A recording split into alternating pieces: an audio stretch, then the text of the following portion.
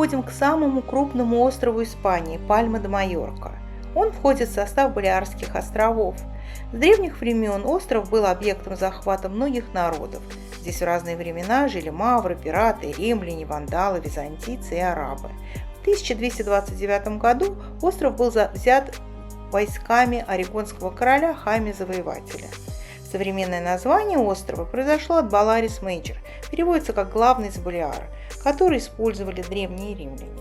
Также они дали столице имя Пальма, так как увидели здесь много растущих пальм. Современным городом возвышается замок Бельвер. Он был возведен тамплиерами. Когда-то он служил королевской резиденцией, потом превращен был в тюрьму для политических заключенных. Сейчас это музей. Жители Майорки гордятся тем, что в 1838 году на острове 4 месяца жили Жорж Санд и Фредерик Шопен. Ей посоветовали провести зиму на юге Испании из-за мягкого климата, чтобы поправить здоровье ее сына. А у композитора были проблемы с легкими, поэтому он к ним присоединился. Жорж Санд написала здесь книгу «Зима на Майорке», а Шопен сочинил музыкальное произведение «Капли дождя» и более 20 прелюдий. Книга похожа на историко-географическое повествование с изобилием интересных исторических фактов. Там даже нет намека на роман писательницы с композитором, только описание их нелегкой жизни на острове. После ее публикации европейцы узнали об этом красивейшем острове. В настоящее время в монастыре Вальдемоса, где они жили, открыт музей и проводятся музыкальные фестивали, посвященные Шопену.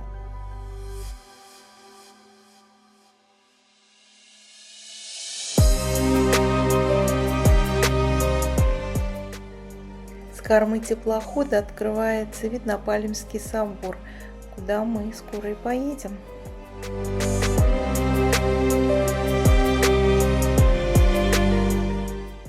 От порта до центра города 4 километра, поэтому мы решили поехать на автобусе.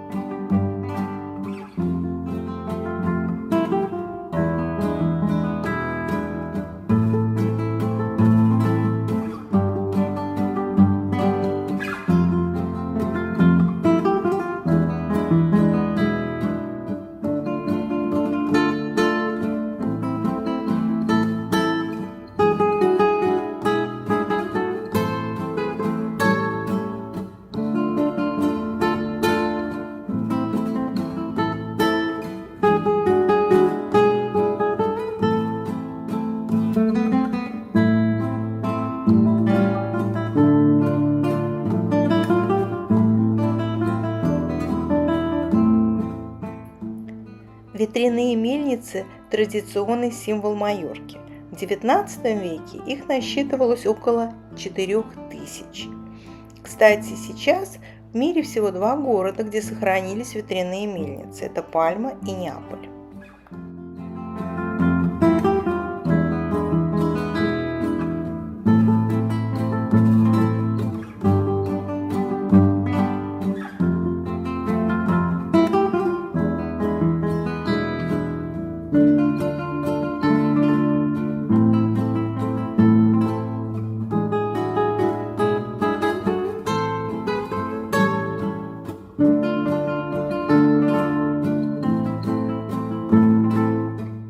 Проезжаем здание морского консульства, консулат Дель Мар. Оно было возведено в XV веке и свидетельствует о былом величии Майорки в области морской торговли. Сейчас это резиденция президента автономии Балиарских островов. По соседству находится биржа Ла Лонха. Здание биржи считается шедевром архитектуры эпохи Возрождения. Оно было построено в XIV веке. Мы подъехали к кафедральному собору Санта-Мария. Он был построен в XIII веке. это единственный собор в мире, который расположен так близко к морю.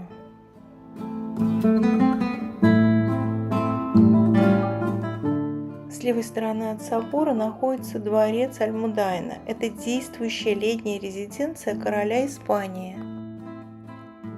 Пальмский собор Святой Девы Марии местные жители называют Ла-Сео.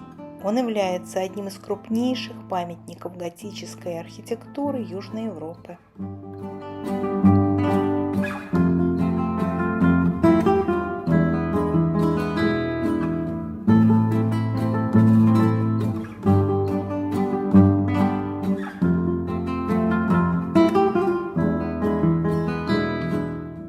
Храм был построен на месте разрушенной мечети по приказу арагонского короля Хайме I.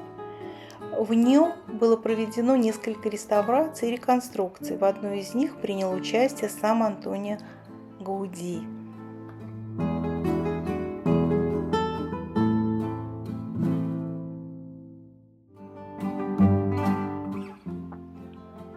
Это торец собора. Здесь улица не широкая, а сзади меня находится дворец Альмудайна. Большой же видится на расстоянии. Невозможно снять и передать всю красоту этого огромного здания в такой близости от него. Но я пытаюсь, может, что-то и получится.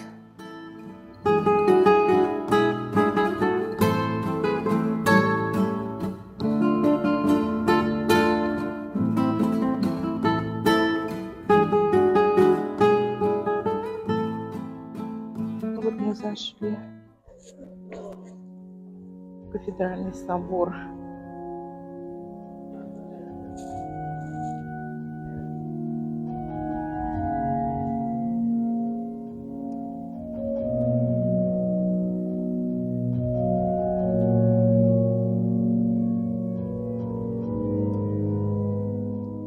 В отличие от других средневековых храмов, здесь чувствуешь какую-то легкость.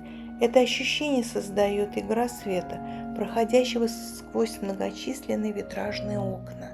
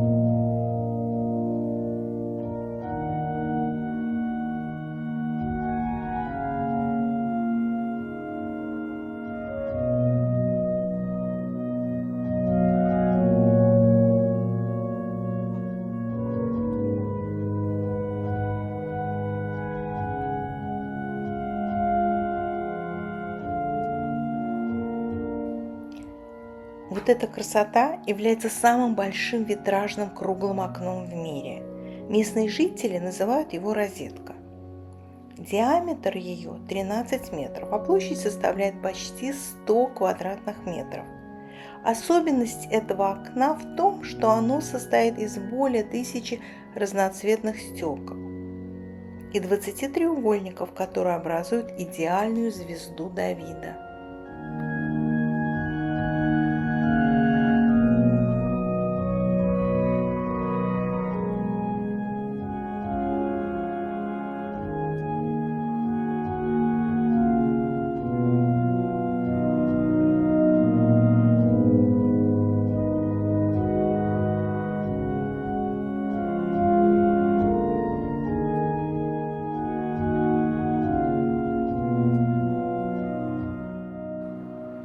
Это одна из 3 часовен собора – капелла Святого Причастия. Эти фрески были закончены в 2006 году современным художником Микелем Барсело. Вышли из собора, вот это его задняя стена, и мы сразу же оказались на колоритной средневековой улице. И сейчас направляемся в музей искусства.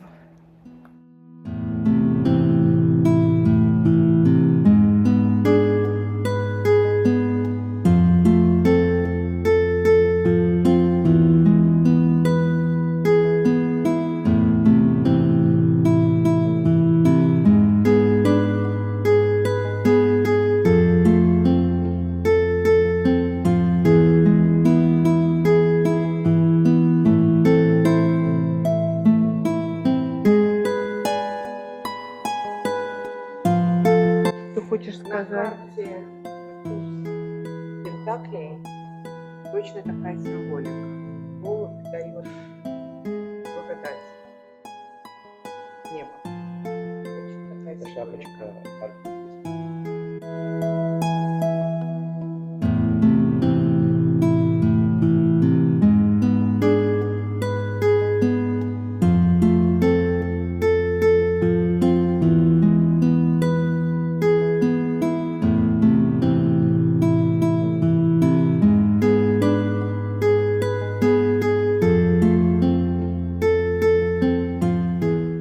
Искусственное озеро перед собором заполнено морской водой.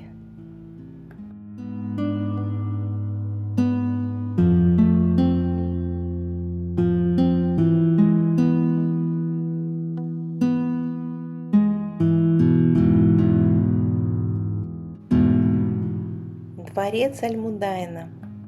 Это действующая летняя резиденция короля Испании. Он был построен в соответствии с арабскими традициями мавританской архитектуры. Дворец работает как музей и открыт для посетителей. Если сегодня монарх Испании Филипп VI не пригласил официальных гостей, у нас есть шанс туда зайти. На главной башне установлена статуя ангела-хранителя. Силуэт этой башни с ангелом изображен на флаге острова Пальма-де-Майорка. Купив билет, без всякой очереди захожу во дворец. Королевская семья любит здесь отдыхать летом. Интересно посмотреть, в каких условиях живет королевская семья. Хотя это летняя резиденция, но все равно любопытно.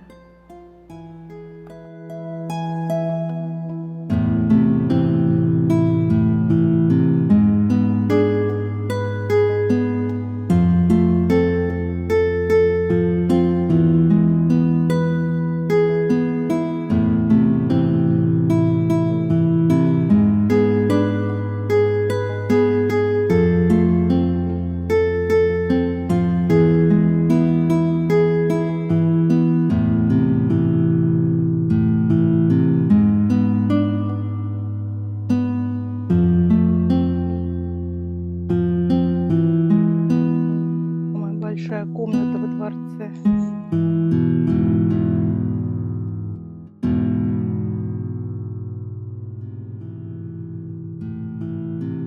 Мне нравится вид из окна.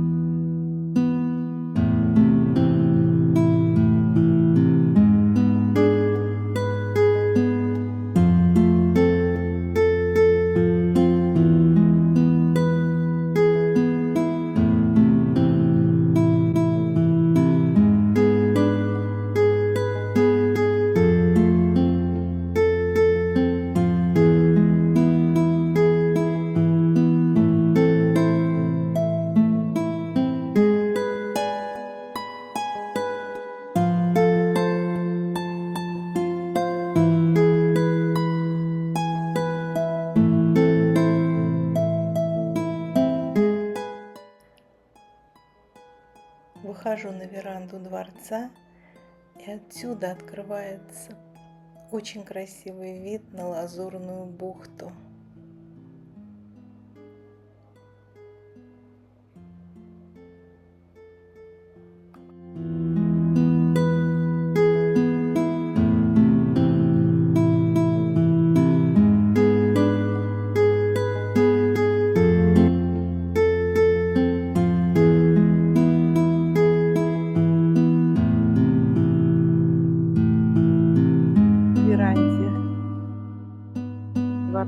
растут такие интересные кактусы. Странные. Вот здесь вот какие кактусы. Еще не видела. Stage palms.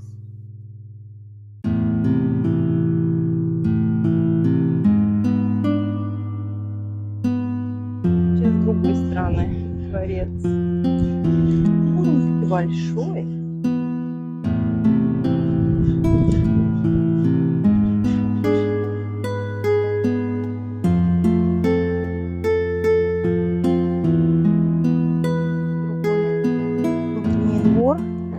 Дворца, и отсюда виден кафедральный собор. Кактусы.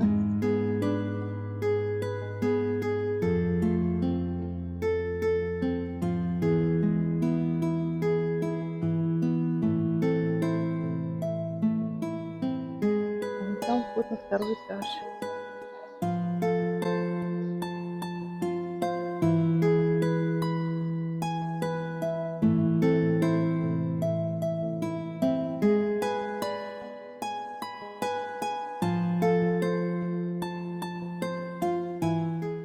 Заходим в кабинет королевы Испании.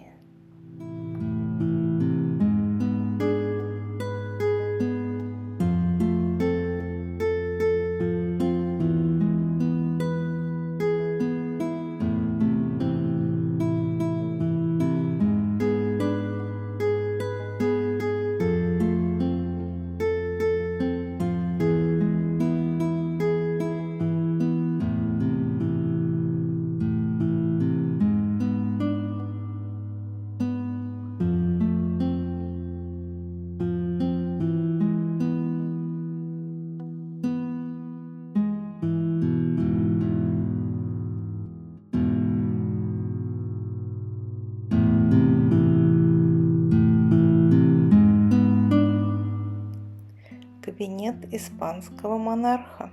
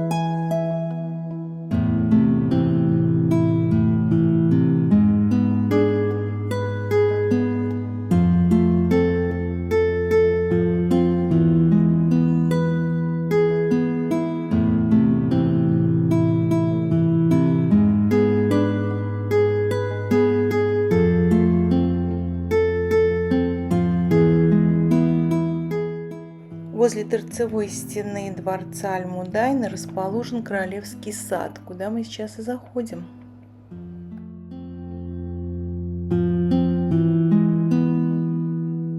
Дворец с другой стороны.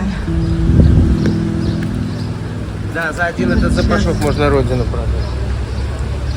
Здесь пахнет лавандой. Необыкновенно пахнет вкусно. Надо изобрести камеру, которая бы передавала запахи. Вот сад перед дворцом. Здесь такие колонны.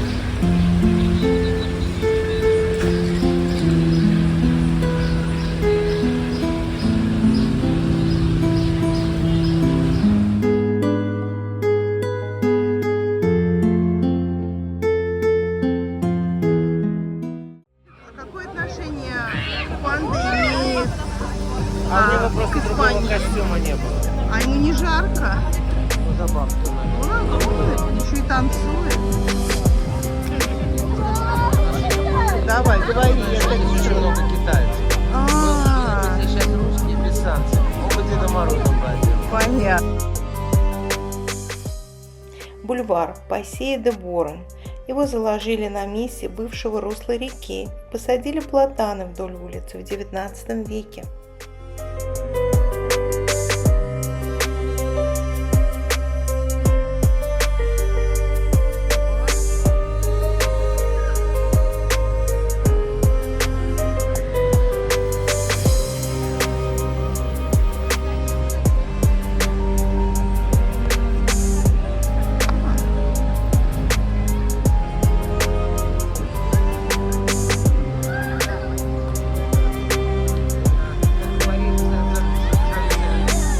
Это центральная улица.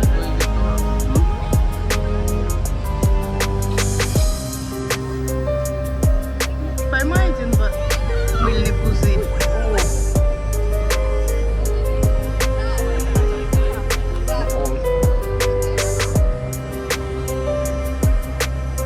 Ой, как там симпатично все.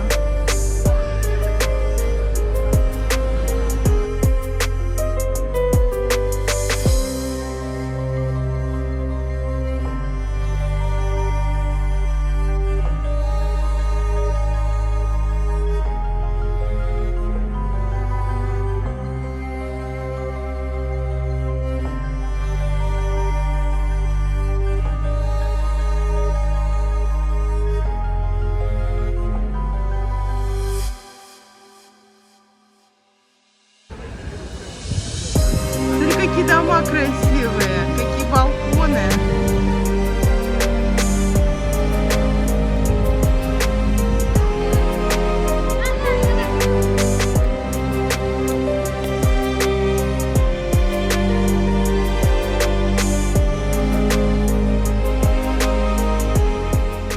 Закончили прогулку по Пальме. Обычно я в своих видеороликах не озвучиваю цены, но здесь хочу заметить, что на Майорке все дороже, чем в других городах Средиземного моря. Билет в собор стоил 10 евро, во дворец Альмудайна 7, а автобусный билет туда и обратно 10 евро. Так, для сравнения, в Гибралтаре автобусный билет стоил 3 евро. На Майорке туристам приходится платить двойной налог. Один Испании, другой идет в казну Балиарских островов.